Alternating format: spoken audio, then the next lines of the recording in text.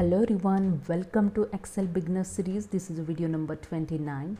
So in this video we will learn hide row and column in Excel. So let's start. To hide row, simply select the row. So I just click on here the row number 5 and you can see the entire row is selected.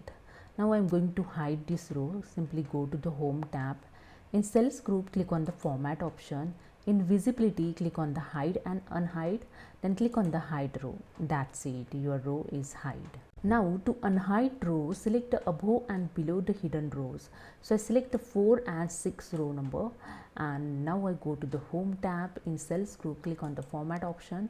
Again click on the hide and unhide. Now click on the unhide rows, and that's it. Here you can see the row number 5 is unhide. Okay. And the second way, just simply select the entire row, and you can use here the shortcut key Ctrl 9 to hide your row. Okay, so that's it. Let's see now to hide column. Simply select the entire column. So I click on the column letter to select the entire column. Then go to the home tab. In cells group, click on the format. In visibility, click on the hide and unhide option, and here the second option, hide column, just click on it, and here you can see your column is hide.